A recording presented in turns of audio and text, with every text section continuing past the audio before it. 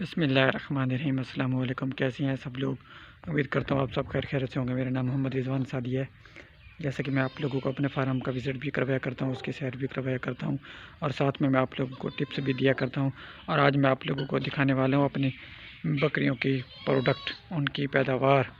یہ دیکھیں جی، ہماری بکریاں جو ہے نا اس وقت ہلکا پھلکا سا گھاس کھا رہی ہیں، کیونکہ فی الحال وہ ہمارا جو لڑکا ہے وہ گھر گیا ہوا ہے، اور وہ جیسے ہی واپس آئے گا ان کا نیا چارہ بنائے گا۔ اور میرا بریڈر یہ گھوم رہا ہے ادھر، اور جیسے کہ آپ لوگوں کو یہ نظر آ رہا ہے کہ جی یہ جو ریڑھی ہے یہ اس طرف الٹی ہوئی پڑی ہے۔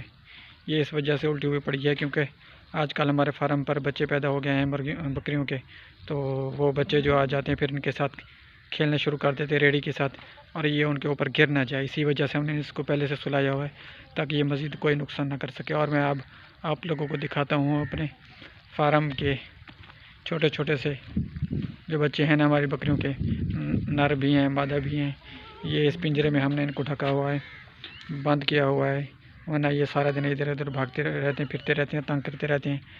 کوئی کون سی بکری کو پی جاتا ہے، کوئی کون سی بکری کو پی جاتا ہے، ان کے دودھ بھی یہ پی جاتے ہیں، اور پھر یہ اچھا نہیں ہوتا، کیونکہ بعض اوقات جس بکری کا بچہ کوئی اور پی جائے تو پھر وہ اس کا جو اپنا بچہ ہوتا ہے وہ پھر پیاسا رہ جاتا ہے، بھوکا نہ رہ جائے۔ اس وجہ سے ہم نے ان کی وہ منصوبہ بندی پوری کی ہوئی ہے۔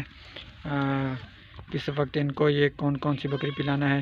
جس بکری کے پاس دودھ زیادہ ہوتا ہے پھر وہ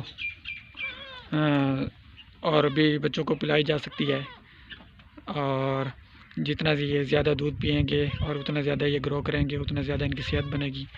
اور ویسے بھی جو اس عمر کا دودھ ہوتا ہے نا ان کو لگ جانا، وہ زیادہ فائدہ مند ہوتا ہے، کیونکہ یہ پھر اگر ابھی چھوٹی عمر میں ان کو دودھ ہضم کرنے کی عادت پڑ جائے نا، تو پھر یہ بڑی عمر میں جتنا بھی زیادہ سے زیادہ خوراک ان کو دی جائے یہ ایزیلی ہضم کر جاتے ہیں، آسانی سے ہضم کر جاتے ہیں۔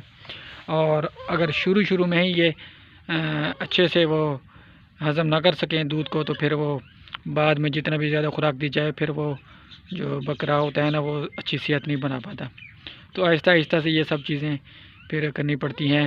اب ہم ایک ہی دفعہ یہ پھر زیادہ خوراک دے کر ان کو ایک ہی بار زیادہ موٹا نہیں کیا جا سکتا، کیونکہ پھر یہ ان کو پھر موشن اور دست وغیرہ لگ جاتے ہیں، بجائے صحت بننے کے یہ کمزور ہو جاتے ہیں۔ تو اس لیے ان کو ہم نے اس کے اندر ڈھکا ہوا ہے۔ ایک تو یہ پھر ٹھنڈی ہوا سے بچ جاتے ہیں، یہ ادھر دیوار ہے نا ساتھ میں، تو یہ ہوا سے بھی بچ جائیں گے، اور جیسے سورج ادھر سے آئے گا سامنے ان کے تو پھر یہ ان کو دھوپ بھی اچھی لگے گی، اور ان کو وقت پر وہ بھی پلایا جائے گا وہ دودھ وغیرہ۔ تو میں دعا گو ہوں اللہ پاک سے، اللہ پاک ہر ایک کام کو کاروبار کو سلامت رکھے، اور انہیں دن دگنے رات چگنے ترقیاں عطا فرمائے، اور ان کے صدقے اللہ تعالی ہمارے کام کو کاروبار کو سلامت رکھے، اور اس میں اللہ تعالی برکت عطا فرمائے، آمین یا رب الرحمن۔ ملتے ہیں اگلی ویڈیو میں، اب تک کے لیے اللہ حافظ۔